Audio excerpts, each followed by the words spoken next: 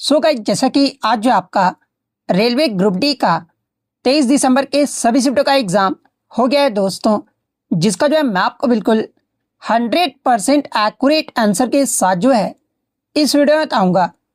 तो देख लेते हैं कि किस प्रकार की जो है आज आपके 23 दिसंबर के सभी शिफ्टों के एग्ज़ाम में जो है प्रश्न पूछे गए हैं।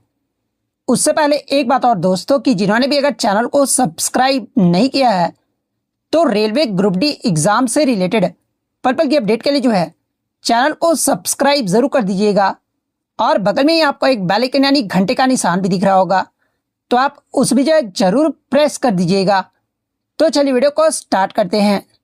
तो आज का जो आपका पहला क्वेश्चन यहाँ पर आया था कि अप्रैल 2025 में आयोजित आईपीएल 2025 के 18वें संस्करण की उप विजेता जो टीम है ना, यानी रनर अप जो टीम है, ये आपका कौन रहा है, ये आपसे पूछा गया था। तो देखिए आईपीएल 2025 की अगर मैं बात कर लूँ तो देखिए इसका जो फाइनल मैच है ना, ये आपका 3 जून 2025 को आपका खेला गया था।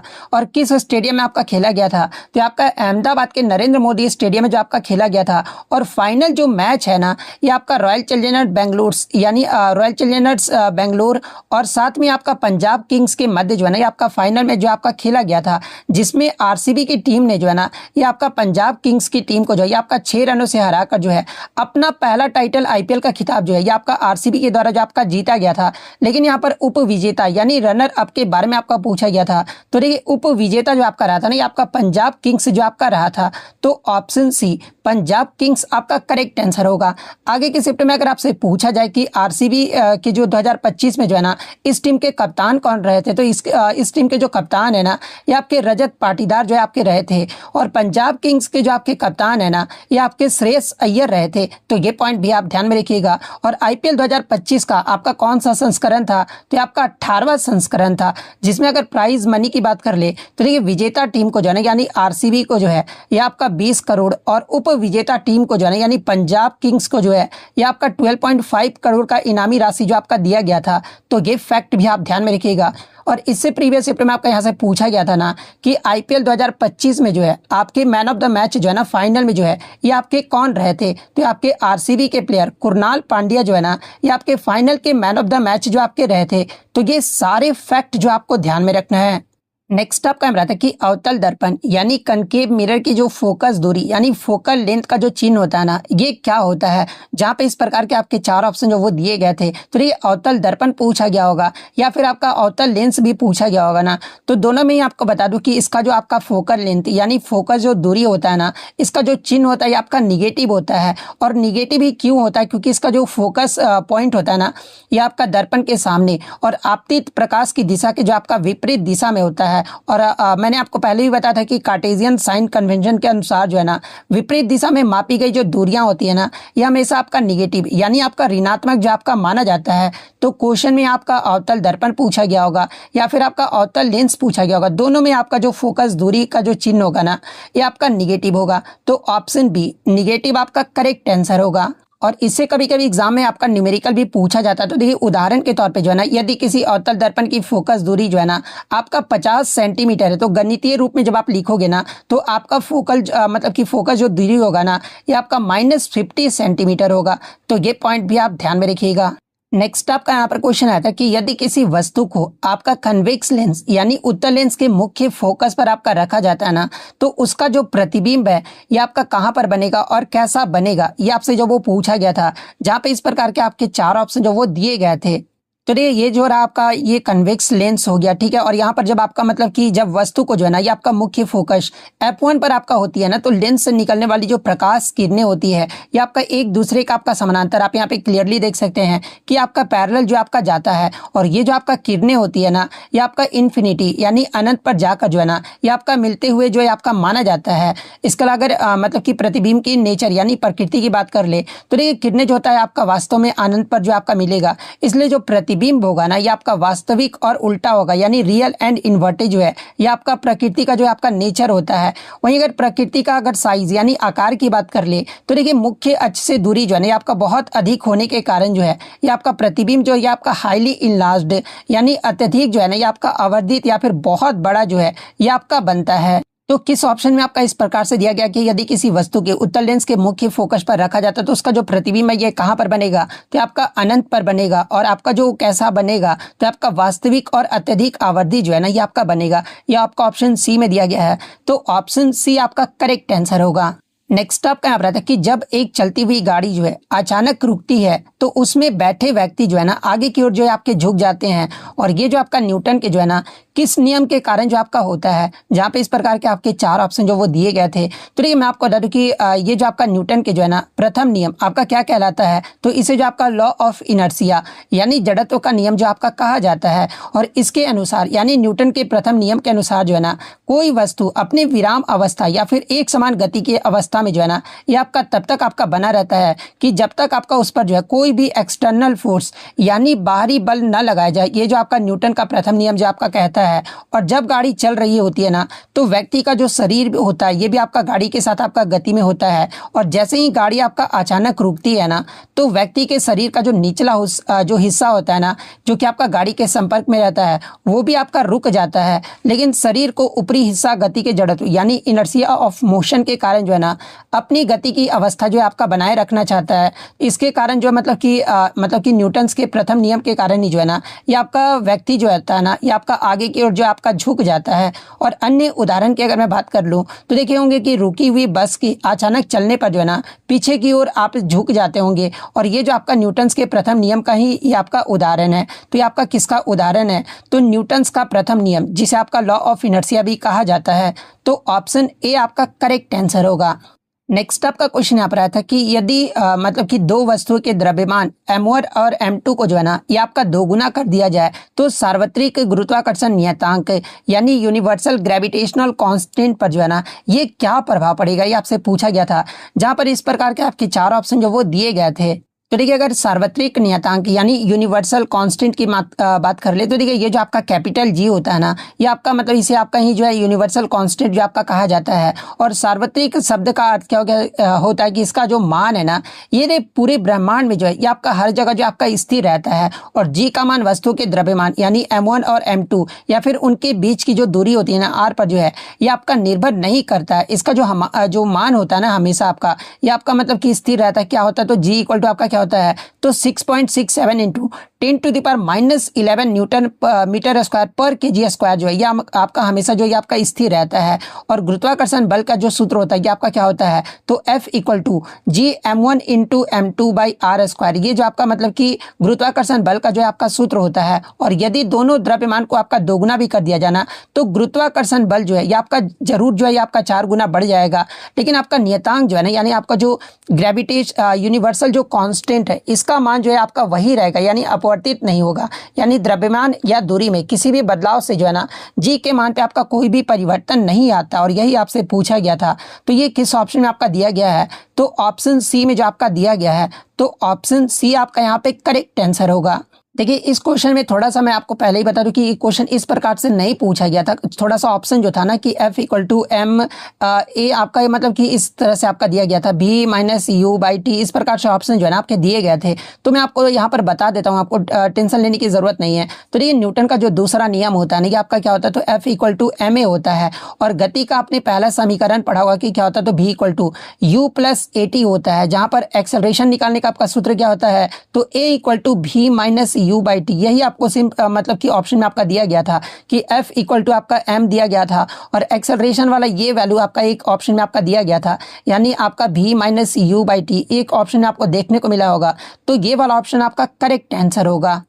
नेक्स्ट आपका क्वेश्चन है कि मार्च 2025 में अंतर्राष्ट्रीय ओलंपिक समिति यानी IOC की पहली महिला और पहली अफ्रीका अध्यक्ष के रूप में जो है ना ये आपका किसे चुना गया है। तो ये मैं आपको बता दूं कि मार्च 2025 में ग्रीस के प्राचीन ओलंपियाई में आयोजित IOC के 143वें सत्र के दौरान जो है ना जिम्बाब्वे की क्रिस्टी कोवेंट्री को जो है ये आपका अंतर्राष्ट्रीय ओलंपिक समिति का जो है ना ये आपका नया अध्यक्ष जो आपका चुना गया है। तो ऑप्शन बी क्रिस्टी कोवेंट्री आपका करेक्ट आंसर होगा।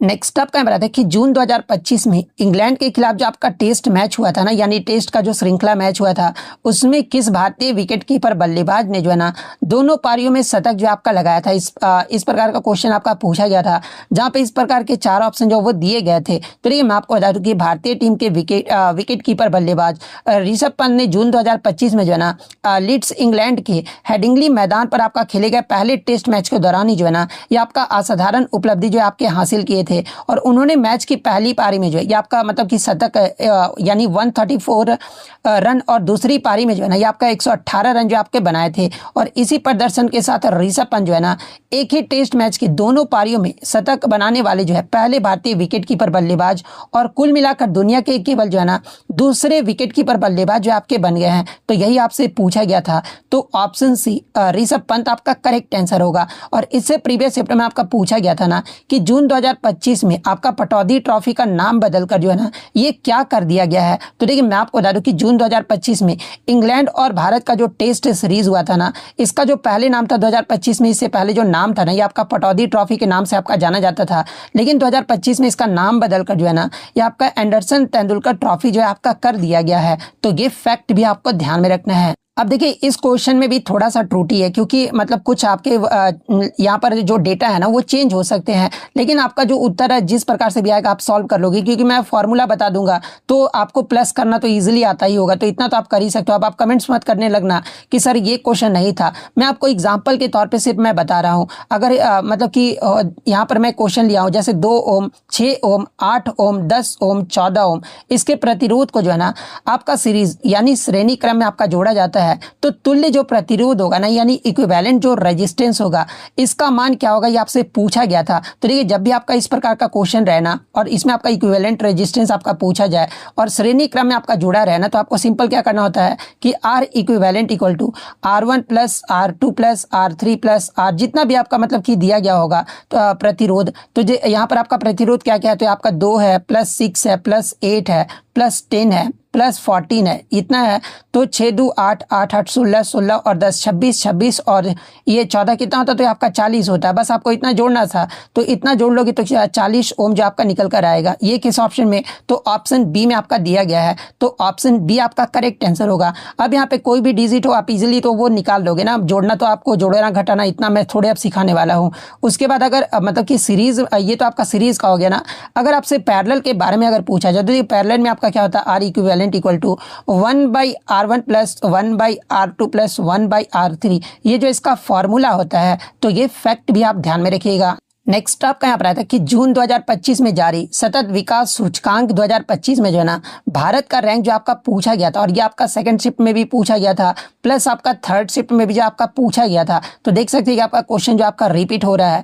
तो देखिए जून 2025 में जो आपका सतत विकास जो लक्ष्य सूचकांक है ना, इसमें जो भारत का रैंक रहा था ये आपका मतलब कि भारत का जो रैंक है ना ये आपका 99 जो है आपका रहा था 167 देशों में। तो 99 किस ऑप्शन में, तो ऑप्शन सी में आपका दिया गया है। तो ऑप्शन सी 99 आपका करेक्ट आंसर होगा। और इसे प्रीवियस चैप्टर में आपका पूछा गया था ना कि ये जो आपका मतलब कि सतत विकास जो समाधान मतलब कि सतत विकास सूचकांक है ये किसके द्वारा आपका जारी किया जाता है। तो ये सतत विकास जो सूचकांक है ना ये आपका रिपोर्ट जो है ये आपका संयुक्त राष्ट्र सतत विकास समाधान नेटवर्क के द्वारा जो है ना ये आपका जारी किया जाता है। जिसमें अगर भारत का स्कोर अगर पूछा जाए, जो कि आपका थर्ड शिफ्ट में आपका पूछा भी गया था कि भारत का रैंक और स्कोर क्या रहा था। तो ये भारत का रैंक आपका मतलब कि 99वें स्थान पे रहा था टोटल 167 देशों में, और भारत का जो स्कोर है ना ये आपका 67 रहा था। तो ये पॉइंट भी आप ध्यान में रखिएगा। सतत विकास रिपोर्ट 2025 में शीर्ष देशों की अगर मैं सूची की बात कर लूँ तो ये पहले स्थान पे जो है ना आपका फिनलैंड देश रहा है, दूसरे स्थान पे आपका स्वीडन देश रहा है, और तीसरे स्थान पे जो है ना ये आपका डेनमार्क देश रहा है। और टोटल आपका मतलब कि 20 शीर्ष देशों में जो है ना 19 आपके यूरोपीय देश जो है इसमें आपके शामिल थे। तो ये फैक्ट भी आपको ध्यान में रखना है।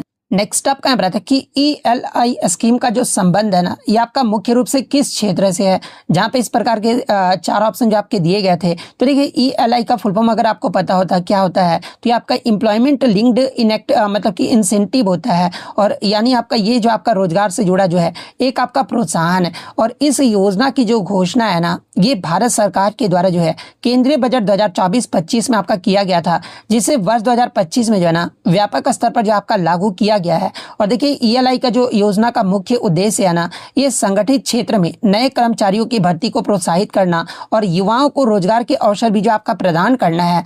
और इसके तहत कर्मचारी और नियोक्ता यानी एम्प्लॉयर दोनों को जो है ना सरकार द्वारा सीधे वित्तीय प्रोत्साहन जो है ना ये आपका प्रदान किया जाता है। और ईएलआई के तहत मैं आपको बता दूं कि आपके 3 अलग अलग योजनाओं को जो है ना आपका शामिल किया गया है। और वो 3 अलग अलग योजनाएं कौन कौन सी है, तो देखिए स्कीम ए, ये जो आपका पहली बार नौकरी पाने वालों के लिए जो है ये आपका मतलब कि योजनाएं हैं। स्कीम बी की बात कर ले तो आपका मैन्युफैक्चरिंग यानी विनिर्माण क्षेत्र में जो है रोजगार सृजन के लिए है। और स्कीम सी जो है ना ये आपका एम्प्लॉयर्स यानी नियोक्ताओं को जो है आंतरिक रोजगार देने के लिए जो है ये आपका सहायता जो आपका करता है।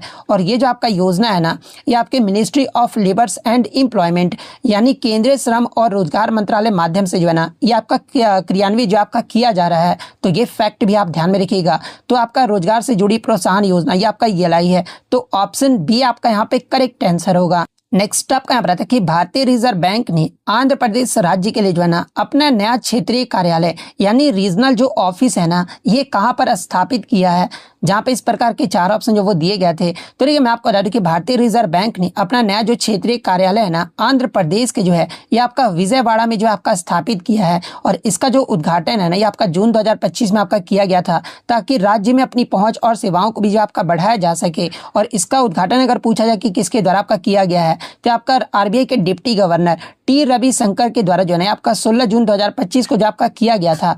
नेक्स्ट क्वेश्चन आपका यहाँ पर था कि जब सोडियम सल्फेट का सूत्र क्या होता है, तो ये आपका Na2SO4 होता है।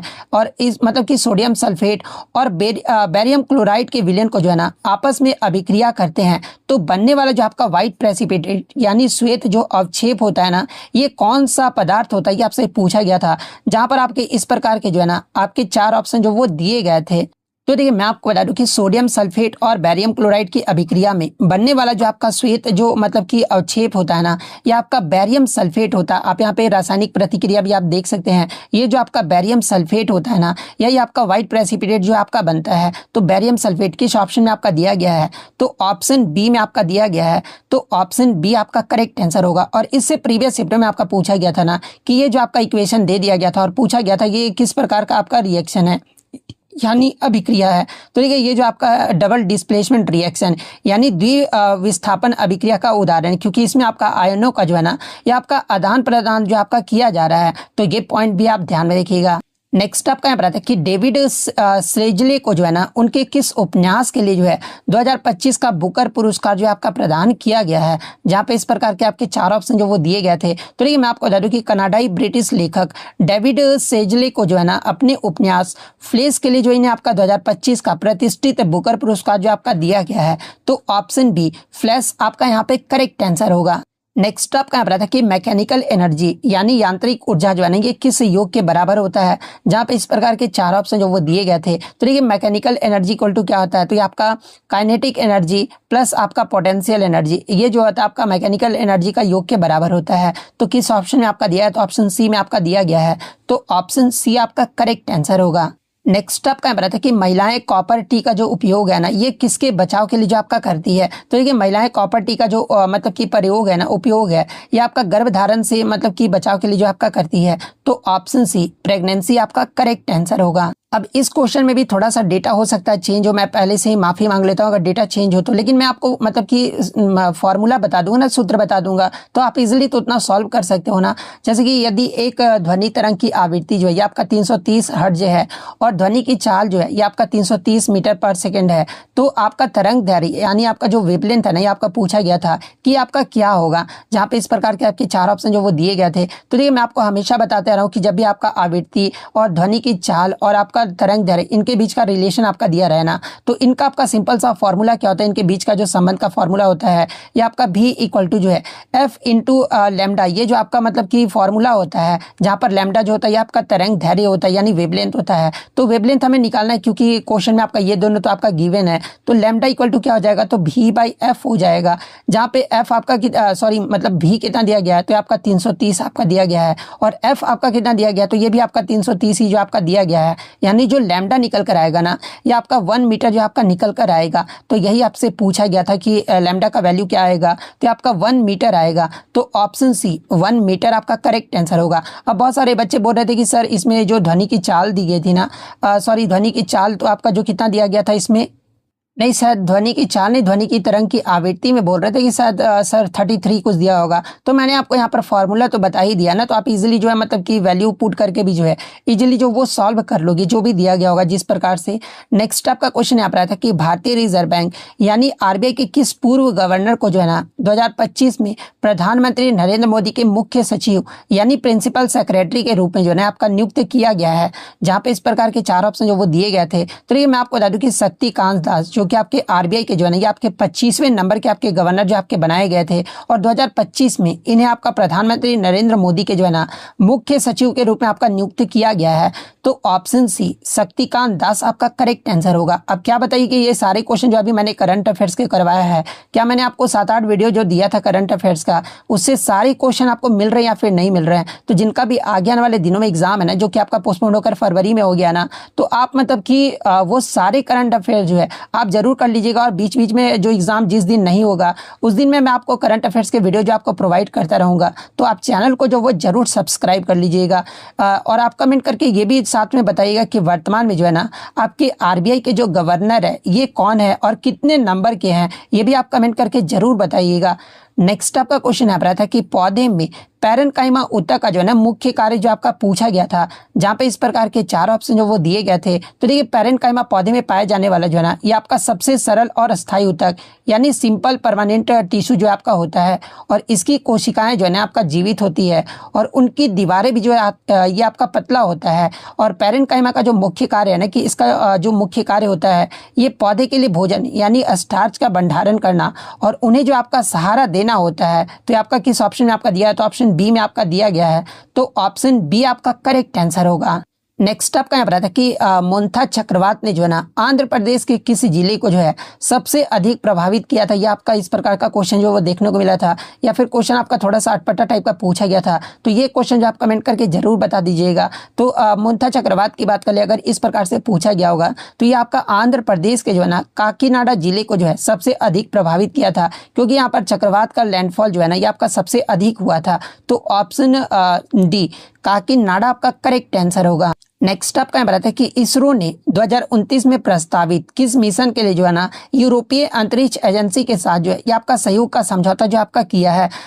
तो देखिए मैं आपको बता दूं कि इसरो ने 2029 में प्रस्तावित जो है ना ये आपका एस्ट्रॉइड यानी क्षुद्रग्रह जिसका नाम आपका क्या तो एपोफिस के अध्ययन के लिए जो है ना ये आपका यूरोपीय अंतरिक्ष एजेंसी के साथ जो है ये आपका सहयोग की इच्छा जो आपका जताया गया है। और इस मिशन का जो आधिकारिक नाम है ना ये आपकी रैमसिस, जिसका फुल फॉर्म आपका क्या है तो आपका रैपिड एफोसिस मिशन फॉर स्पेस सेफ्टी है, जो कि आपका मूल रूप से जो है ना ये आपका ईसीए का जो है आपका मिशन है। तो ऑप्शन में या तो आपका एफोसिस दिया गया होगा या फिर आपका रैमसिस जो आपका दिया गया होगा। तो इन दोनों में से आपका जो भी दिया गया होगा वो आपका करेक्ट आंसर होगा। नेक्स्ट आपका यहाँ पर आता है कि बैंकिंग कानून संशोधन अधिनियम 2025 में जो है ना किन किन मौजूदा अधिनियमों में जो है ये आपका संशोधन किया गया है। तो देखिए मैं आपको बता दूं कि बैंकिंग कानून संशोधन अधिनियम 2025 ने जो है ना मुख्य रूप से जो है आपके 5 प्रमुख मौजूदा कानूनों में जो है ये आपका संशोधन किया है। और वो 5 प्रमुख मौजूदा कानून संशोधन कौन कौन से हैं, तो देखिए पहला आपका 1934 का भारतीय रिजर्व बैंक अधिनियम है। सेकंड आपका 1949 का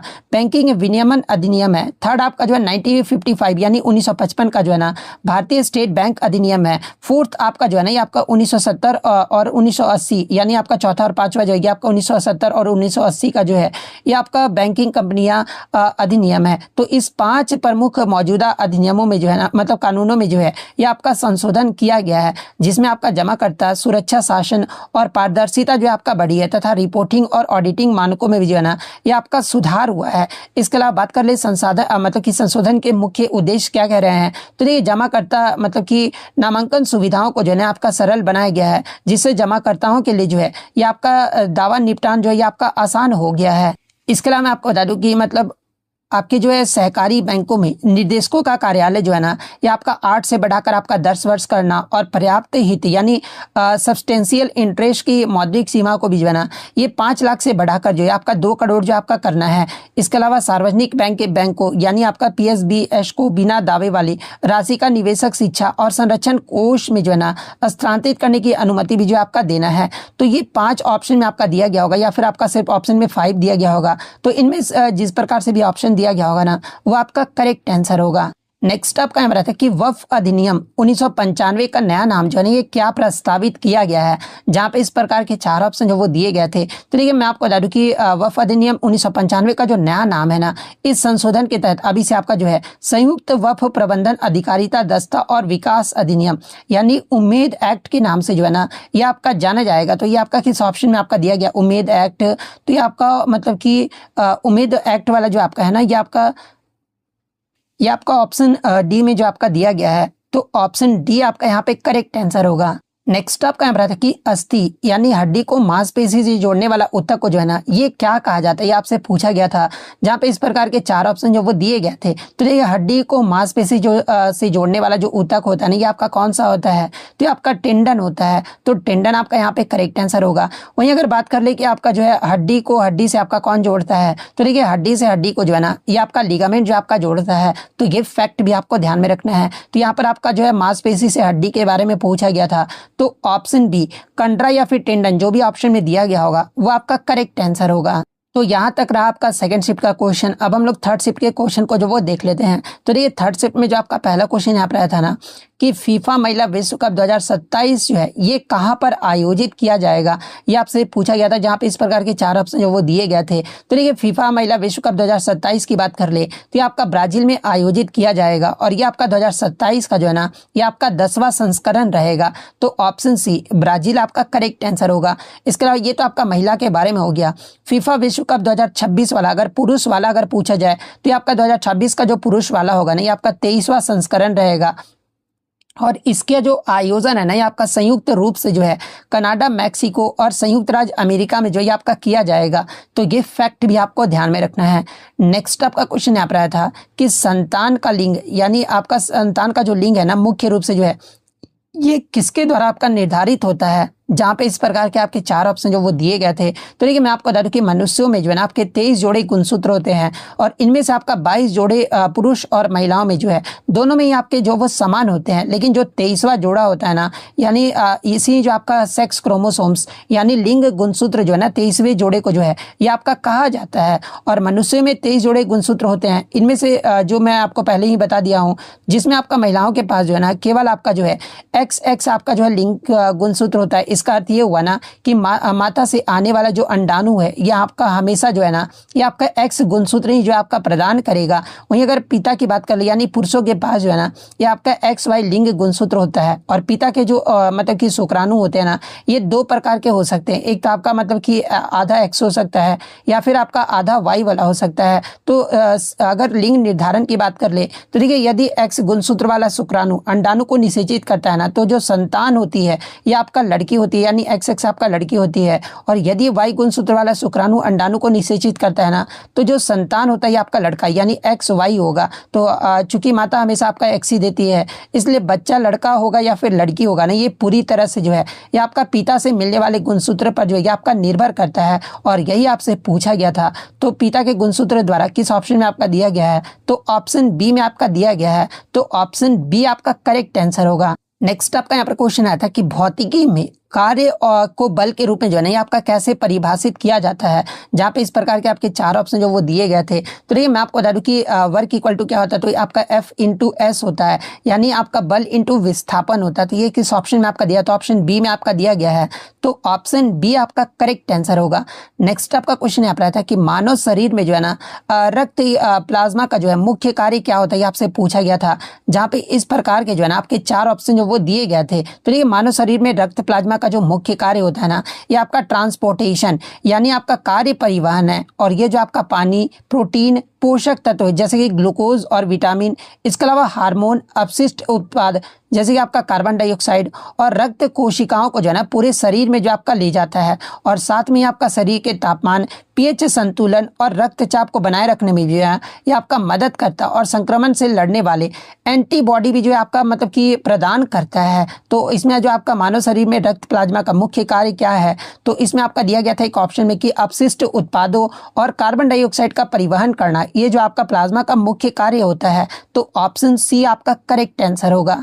नेक्स्ट आपका यहाँ पर आता है कि सोडियम सल्फेट और बैरियम क्लोराइड के बीच होने वाली अभिक्रिया जो होती है ना, एक आपका द्विविस्थापन अभिक्रिया यानी डबल डिस्प्लेसमेंट रिएक्शन है। और इसे जो है ना आपका किस और अन्य नाम से भी जो आपका जाना जाता है, ये आपका पूछा गया था, जहाँ पे इस प्रकार के आपके 4 ऑप्शन जो वो दिए गए थे। तो देखिए मैं आपको बता दूं कि सोडियम सल्फेट और बैरियम क्लोराइड के बीच अभिक्रिया को जो है आपका अवक्षेपण अभिक्रियन यानी आपका प्रेसिपिटेशन रिएक्शन के नाम से भी जो है ना ये आपका जाना जाता है। क्योंकि इस अभिक्रिया में जो है ना ये आपका बैरियम सल्फेट नाम जो है एक आपका घुलनशील सफेद ठोस यानी अवक्षेप जो है आपका बनता है, जो कि विलयन से अलग जो है आपका हो जाता है। तो ऑप्शन में आपका प्रेसिपिटेशन रिएक्शन आपका दिया गया था, तो ऑप्शन बी अवक्षेपण अभिक्रिया आपका करेक्ट आंसर होगा। नेक्स्ट आपका बताते हैं कि एक अवतल लेंस की फोकस जो लंबाई है ना, ये आपका 15 सेंटीमीटर है। यदि एक वस्तु की लेंस से आपका 10 सेंटीमीटर की दूरी पर रखा जाता है तो बनने वाला जो प्रतिबिंब की प्रकृति होगा ना, ये क्या होगा, ये आपसे पूछा गया था।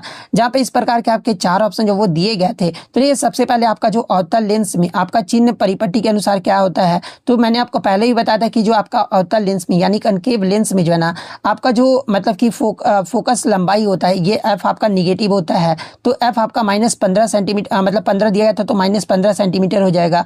यू भी जो होता है ये आपका निगेटिव होता है, जो कि आपका फर्स्ट शिफ्ट में पूछा गया था। तो वस्तु की भी जो दूरी होगी ये आपका -10 सेंटीमीटर होगा। तो प्रतिबिंब की दूरी हम लोग कैसे निकालेंगे, तो लेंस के सूत्र का उपयोग करके जो है प्रतिबिंब की दूरी निकालेंगे। तो लेंस का सूत्र क्या होता है, 1/f = जो है 1/v - 1/u, ये जो आपका लेंस का सूत्र होता है। तो इस पर वैल्यू पुट करके हम लोग सिंपली जो है मतलब कि आपका जो है ना प्रतिबिंब की जो दूरी है ये आपका इजिली निकाल लेंगे। तो वैल्यू पुट करके आप v जो आपका आएगा ना प्रतिबिंब की दूरी, ये आपका -6 जो आपका निकल कर आएगा।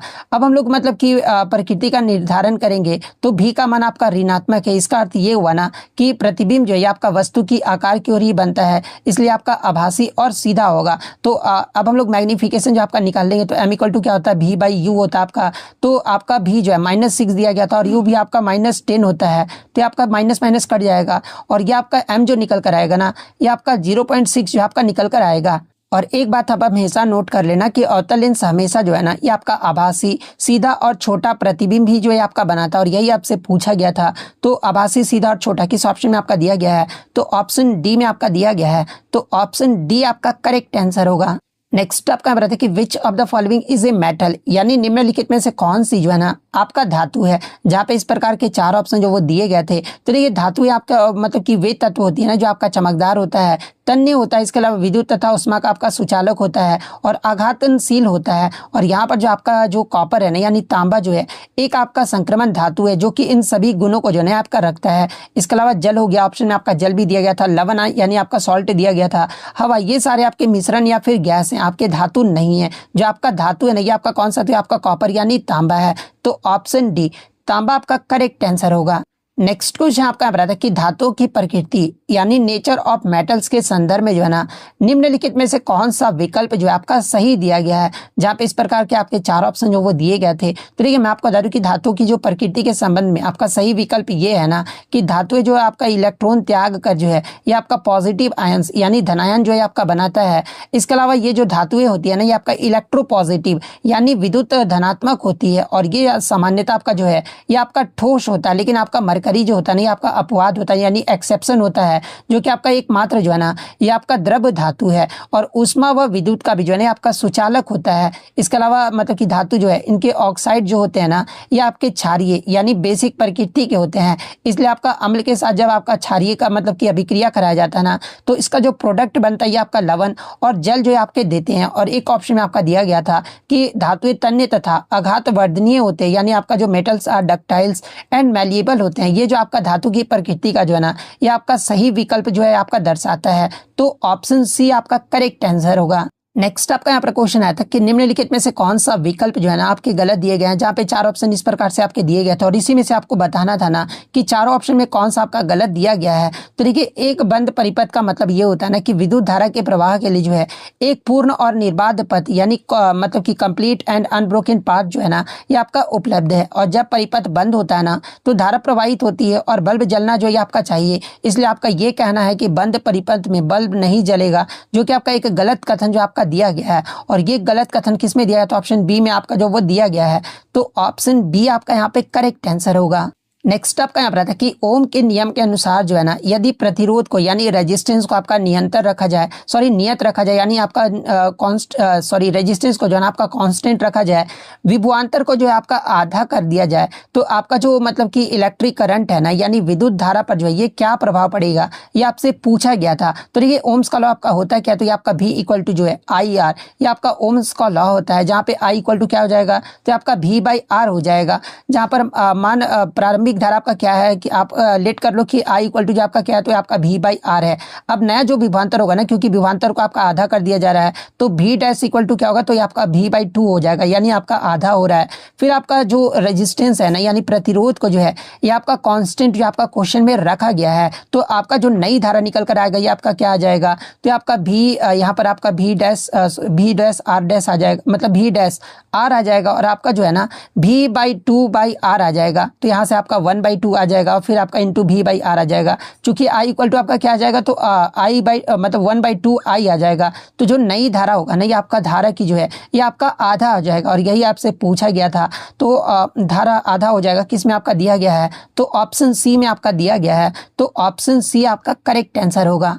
नेक्स्ट आपका यहाँ पर आता है कि लोहे में जंग लगने के लिए कौन सा कारक जो है ना ये आपका उत्तरदायी होता है, जहाँ पे इस प्रकार के चार ऑप्शन जो वो दिए गए थे। तो देखिए, लोहे में जंग लगना एक जो आपका रासायनिक परिवर्तन है, और ये जो आपका ऑक्सीडेशन यानी ऑक्सीकरण अभिक्रिया है। और जब लोहे आपके लंबे समय तक हवा और नमी के संपर्क में रहता है ना, तो ये आपका उनके सीधा क्रिया करके जो है एक लाल भूरे रंग की परत जो आपका बनाता है। और इसके लिए आपका क्या क्या मतलब की कंडीशन होता है, तो देखिए, जंग लगने के लिए आपका दो चीज़ों का होना अनिवार्य है, और वो दो चीज़ें कौन कौन सी है, तो देखिए, हवा में मौजूद ऑक्सीजन लोहे के साथ जो है ना ये आपका अभिक्रिया करता है, और जल वाष्प या फिर नमी इसी अभिक्रिया को जो है ना ये आपका सुगम जो आपका बनाता है। और जंग का रासायनिक नाम जो होता है आपका जल योजित आयरन 3 ऑक्साइड यानी हाइड्रेटेड आयरन 3 ऑक्साइड होता है। इसका जो रासायनिक सूत्र होता है ना ये आपके Fe2O3.XS2O जो है इसका रासायनिक सूत्र होता है। और लंग्स मतलब कि लोहे को जंग से बचाने के लिए जो है ना उस पर आपका जो है पेंट ग्रीस या फिर आपका गैल्वेनाइजेशन की परत जो है ना ये आपका किया जाता है। तो ये पॉइंट भी आप ध्यान में रखिएगा। यानी आपका नमी और ऑक्सीजन यानी लोहे में जंग लगने के लिए कौन कौन से कारक आपके उत्तरदायी होते हैं, तो ये आपके जो है नमी और जो आपके ऑक्सीजन और नमी जो है ना ये आपका दोनों ही जो है ये आपके उत्तरदायी होते हैं। तो ऑप्शन सी आपका करेक्ट आंसर होगा। नेक्स्ट आपका यहाँ पर आता है कि ग्लोबल इंटेलेक्चुअल प्रॉपर्टी इंडेक्स 2025 यानी विश्व बौद्धिक संपदा सूचकांक 2025 में जो है ना भारत का रैंक जो आपका पूछा गया था, जहाँ पे इस प्रकार के चार ऑप्शन जो वो दिए गए थे। तो देखिए, वैश्विक बौद्धिक संपदा सूचकांक 2025 में भारत जो है ना 139 अर्थव्यवस्थाओं में जो है भारत का जो रैंक है ये आपका 38वें पायदान पे जो आपका रहा है।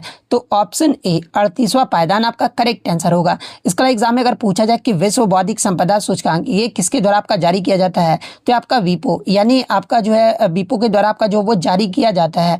तो ये पॉइंट भी आप ध्यान में रखिएगा। और पहले स्थान पे आपका कौन सा देश रहता है, तो लगातार 15वें साल से पहले स्थान पे जो है ना ये आपका जो है वो स्विट्जरलैंड देश जो है ये आपका मतलब कि लगातार 15वें साल से जो है ये आपका पहले स्थान पे जो आपका आ रहा है। इसके बाद आपका स्वीडन आया है, उसके बाद तीसरे स्थान पे जो है ना ये आपका संयुक्त राज्य अमेरिका और कोरिया गणराज्य का स्थान जो है ये आपका रहा है। इसके अलावा अगर अंतर्राष्ट्रीय बौद्धिक संपदा सूचकांक के बारे में पूछा जाना यानी आईपी इंडेक्स के बारे में पूछा जाए, तो देखिए आईपी इंडेक्स 2025 में संयुक्त राज्य अमेरिका जो है ना ये आपका शीर्ष पर रहा है। और ये जो आपका अंतर्राष्ट्रीय जो बौद्धिक संपदा सूचकांक है ना ये नवाचार और रचनात्मक के लिए जो है आईपी ढांचे की ताकत को जो आपका मापता है। इसके अलावा ये जो आपका विश्व बौद्धिक जो संपदा सूचकांक है ना यानी जो ग्लोबल इनोवेशन इंडेक्स है ये आपका इनोवेशन यानी नवाचार को जो आपका मापता है, जिसमें भारत का जो रैंक है ये आपका 38वें पायदान पे जो आपका रहा है। तो ऑप्शन ए 38वां पायदान आपका करेक्ट आंसर होगा। नेक्स्ट आपका यहाँ रहता है कि विश्व क्षय रोग यानी टीबी दिवस 2025 का जो है ना ये आपका थीम जो वो पूछा गया था, जहाँ पे इस प्रकार के 4 ऑप्शन जो वो दिए गए थे। तो देखिए मैं आपको बता दूं कि प्रत्येक वर्ष आपका विश्व टीबी दिवस जो है ना ये आपका 24 मार्च को जो आपका मनाया जाता है।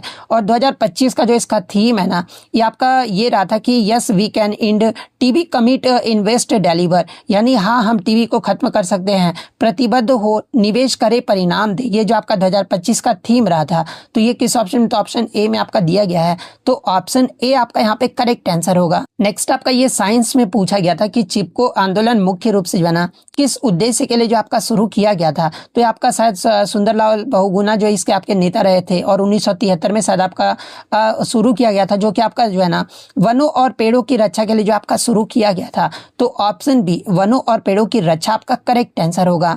नेक्स्ट आपका यहाँ पर आता है कि विश्व मलेरिया दिवस 2025 का जो थीम है ना यानी विषय जो है ये आपका क्या रहा था, जहाँ पे इस प्रकार के 4 ऑप्शन जो वो दिए गए थे। तो ये प्रत्येक वर्ष विश्व मलेरिया दिवस जो है ना ये आपका 25 अप्रैल को जो आपका मनाया जाता है।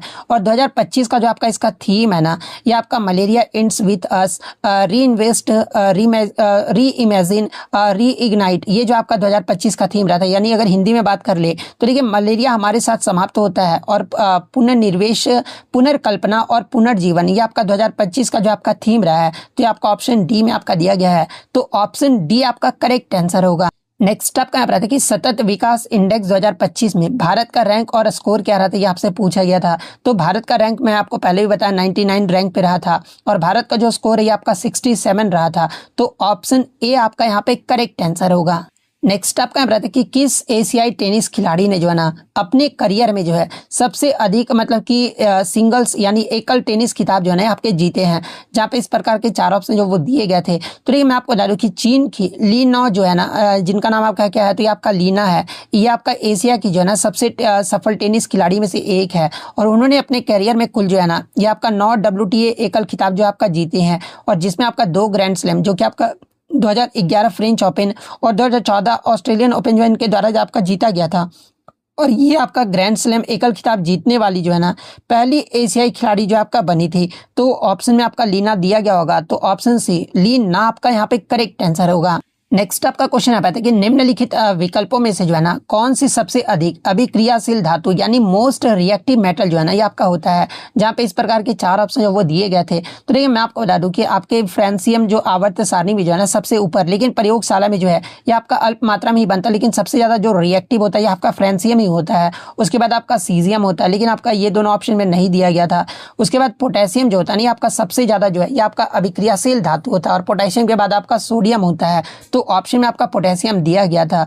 तो ऑप्शन सी पोटेशियम आपका करेक्ट आंसर होगा। और पोटेशियम का सिंबल क्या होता है, तो ये आपका के होता है। तो ये पॉइंट भी आप ध्यान में रखिएगा। नेक्स्ट आपका क्वेश्चन है कि मार्च 2025 तक भारतीय प्रतिभूति और विनिमय बोर्ड सेबी के अध्यक्ष कौन थे। तो देखिए प्रश्न किस प्रकार से पूछा गया था, लैंग्वेज का मुझे पता नहीं चल पाया है, लेकिन मैं आपको बता दूं कि मार्च 2025 तक भारतीय प्रतिभूति और विनिमय बोर्ड यानी सेबी के अध्यक्ष जो है ना ये आपके तुहिन कांता पांडे थे, क्योंकि तुहिन कांता पांडे को जो है ना ये आपका 1 मार्च 2025 को जो ये आपका कार्यभार संभाले हैं। और ये किसका स्थान लिए थे, तो आपका माधवीपुरी बूच का जो है ना ये आपका स्थान जो आपका लिए थे। और माधवीपुरी बूच का जो कार्यकाल है ना ये आपका 28 फरवरी 2025 को ही जो है ये आपका समाप्त हो गया था। तो अगर फरवरी तक पूछा गया होगा तो माधवीपुरी बूच आपका करेक्ट आंसर होगा। अगर आपसे मार्च के बाद पूछा गया होगा ना यानी मार्च से पूछा गया होगा तो फिर आपका जो है तुहिन कांता पांडे आपका करेक्ट आंसर होगा। तो जिस प्रकार से भी प्रश्न पूछा गया होगा मैंने यहाँ पर आपको बता दिया है। नेक्स्ट आपका यहाँ पर आता है कि नाग एंटी टैंक गाइडेड मिसाइल का जो सफलतापूर्वक परीक्षण है ना ये किसके द्वारा जो वो किया गया है, जहाँ पे इस प्रकार के 4 ऑप्शन जो वो दिए गए थे। तो ये नाग एंटी टैंक गाइडेड मिसाइल का जो आपका सफलतापूर्वक परीक्षण है ना ये भारत के रक्षा अनुसंधान एवं विकास संगठन यानी DRDO के द्वारा जो है ना ये आपका किया गया है, जिसमें आपका अक्टूबर मतलब कि DRDO ने आपका अक्टूबर 2025 में जो है ना इसे आपका स्वदेशी हल्के टैंक जोरावर से मतलब दाग करके जो है ना ये आपका सफलता पूर्वक परीक्षण जो आपका किया गया है। तो ये फैक्ट भी आप ध्यान में रखिएगा। तो ऑप्शन बी DRDO आपका यहाँ पे करेक्ट आंसर होगा। एक आपका जो है केमिकल इक्वेशन आपका दिया गया था कैल्शियम कार्बोनेट हाइड्रोक्लोरिक एसिड, उसके बाद आपका जो प्रोडक्ट बनता है ये आपका दिया गया था कैल्शियम क्लोराइड, वाटर और कार्बन डाइऑक्साइड, ये आपका प्रोडक्ट बनता है।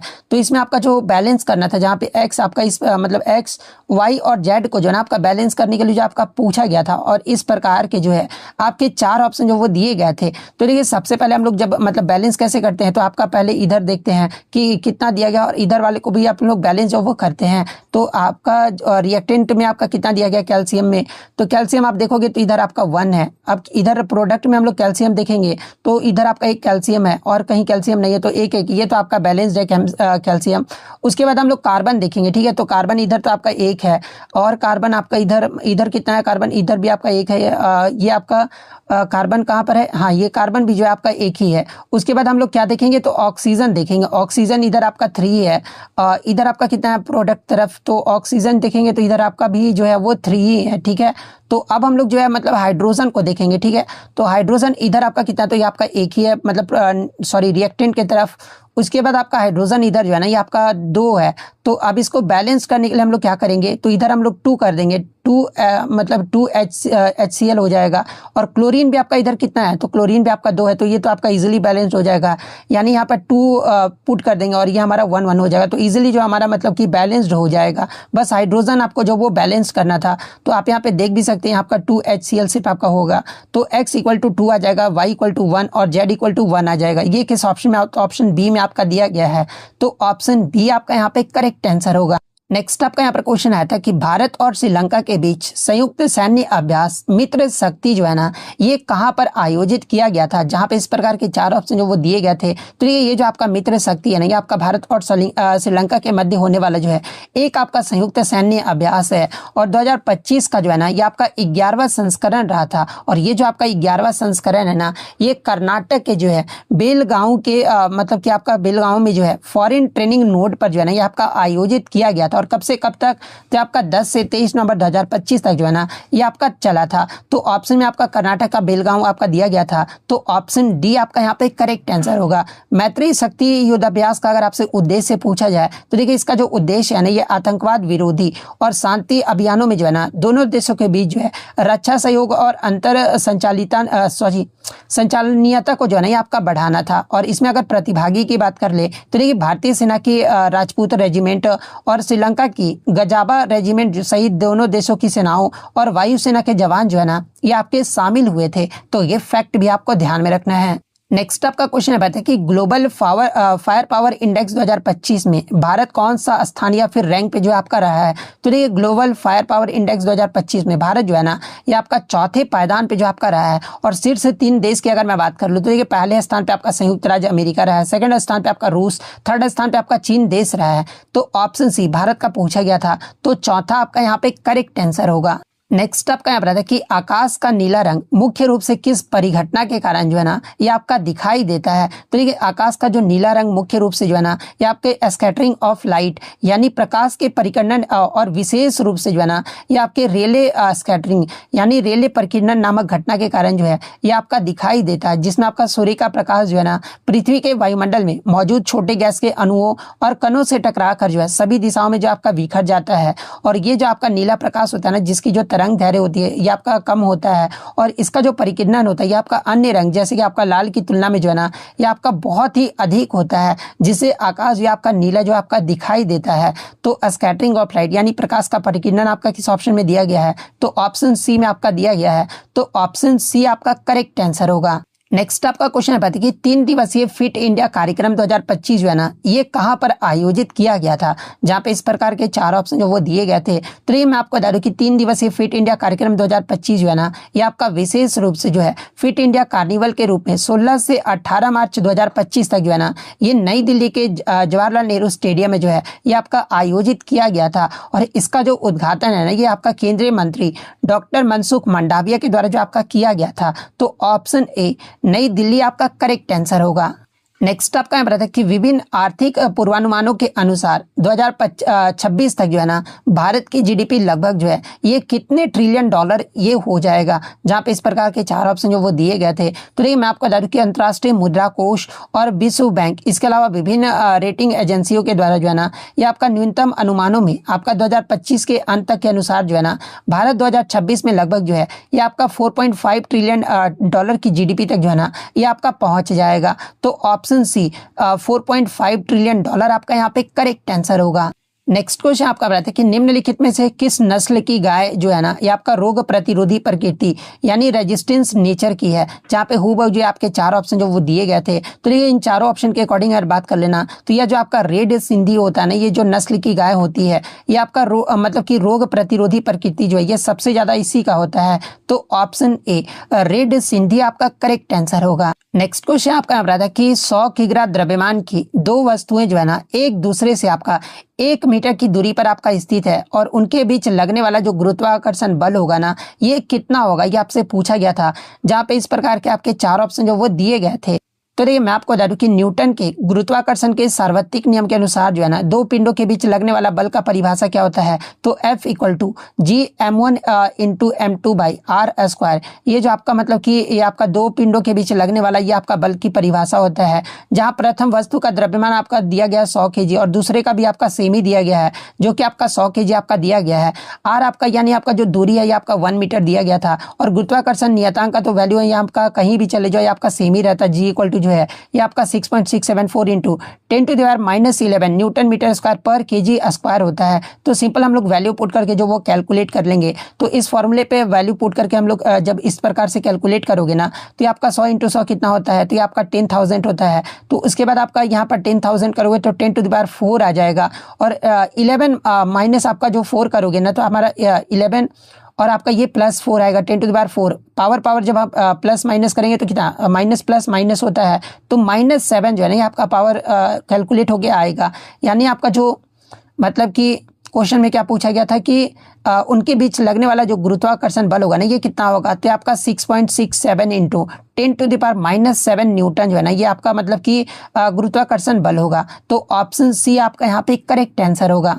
नेक्स्ट आपका यहाँ पर क्वेश्चन आया था कि कोशिका के न्यूक्लियस यानी केंद्रक की जो खोज है ना ये आपका 1831 में जो है किसके द्वारा जो वो किया गया था, जहाँ पे इस प्रकार के 4 ऑप्शन जो वो दिए गए थे। तो ये मैं आपको बता दूं कि आपके जो स्कॉटिश वनस्पति शास्त्री और रॉबर्ट ब्राउन के द्वारा जो है ना ये आपका 1831 में जो है आर्किड पौधे की कोशिकाओं को सूक्ष्मदर्शी से आपका अध्ययन करते हुए जो है इन्हीं के द्वारा आपका न्यूक्लियस यानी केंद्र की खोज आपका किया गया था। तो ऑप्शन बी रॉबर्ट ब्राउन आपका यहाँ पे करेक्ट आंसर होगा।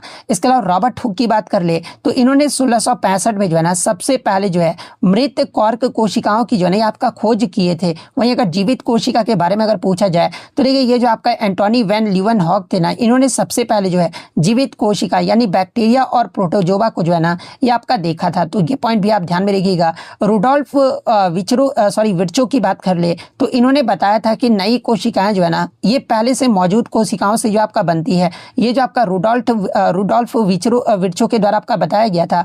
तो ये फैक्ट भी आपको ध्यान में रखना है। तो देखिए इतने क्वेश्चन जो आप मुझे बच्चों द्वारा मिल पाए हैं। तो अगर वीडियो पसंद आई तो वीडियो को लाइक जरूर कर दीजिएगा और इसी तरह रियल एनालिसिस पाने के लिए जो है ना चैनल को सब्सक्राइब जरूर कर दीजिएगा। और सभी बच्चों को तहे दिल से जो वो धन्यवाद जिन्होंने भी क्वेश्चन मतलब कि भेज पाए हैं। तो ऑल शिफ्ट था इसीलिए मतलब कि सेकंड शिफ्ट वाले बच्चे का भी नाम नहीं ले पाए क्योंकि और थर्ड शिफ्ट वाले बच्चे का भी नाम नहीं ले पाए। लेकिन आप लोग इसके लिए बुरा मत मानना, इतनी सहायता करता तो इतना तो आप मतलब कि समझ सकते हो कि सेकंड शिफ्ट में अब क्वेश्चन ढूंढने में थोड़ा सा टाइम लग जाता है, इसलिए नाम लेना थोड़ा सा पॉसिबल नहीं हो पाता है। तो सॉरी, मैं माफ़ी चाहता हूँ अगर आपको बुरा लगा हो। तो मिलते हैं नेक्स्ट वीडियो में, तब तक thank you, all the best.